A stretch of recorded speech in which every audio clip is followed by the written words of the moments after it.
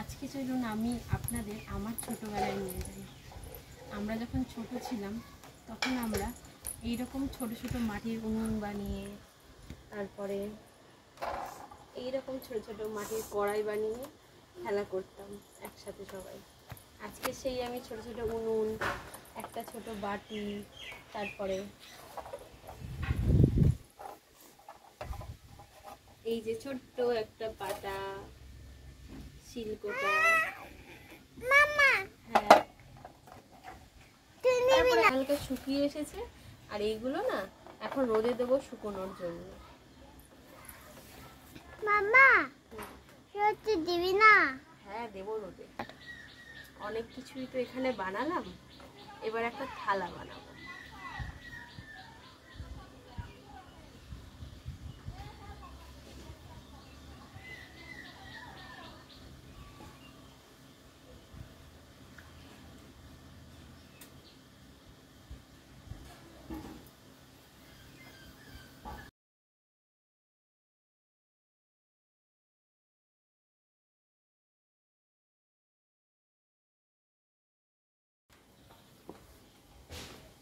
এই যে থালার বেসটা তৈরি করে ফেলেছি। এবার সাইডগুলো এরকম করে মুড়ে দেবো, ডিজাইন করে দেবো। মামা হ্যাঁ এইটা থালা। হ্যাঁ এটা থালা।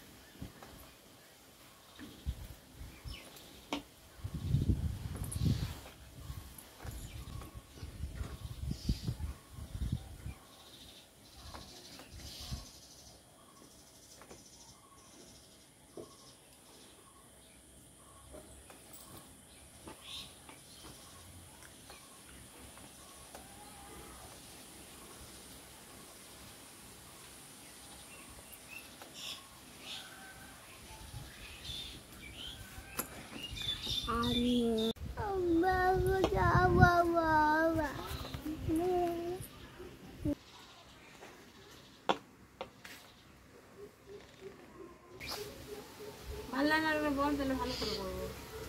ভালো লাগছে।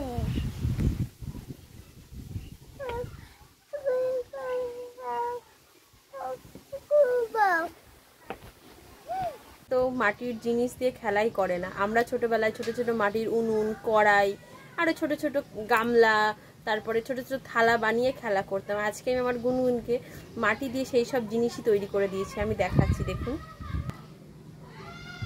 ছোট্ট একটা উনুন তৈরি করেছি, ছোট্ট একটা কড়াই, ছোট্ট একটা এই যে পাটা, শিল পাটা, এখানে আবার মাছের শেপও দিয়েছি। তারপর আরো ছোট্ট ছোট্ট একটা ডাইনিং টেবিল তৈরি করেছি, একটা চেয়ার, ছোট্ট ছোট্ট গামলা, একটা ছোট্ট থালা, এইগুলো তৈরি করে দিয়েছি। এই জিনিসগুলো তো সব বানিয়ে নিয়েছি। এবার এই জিনিসগুলো রোদে শুকোতে দেবো। তারপরে শুকিয়ে গেলে রোদে মাটির উনুনে এগুলো পোড়া দিয়ে রেখে দেবো। পোড়া দেওয়ার পর যখন শক্ত হয়ে যাবে তখন এইগুলো দিয়ে গুনুনকে আবার খেলবো।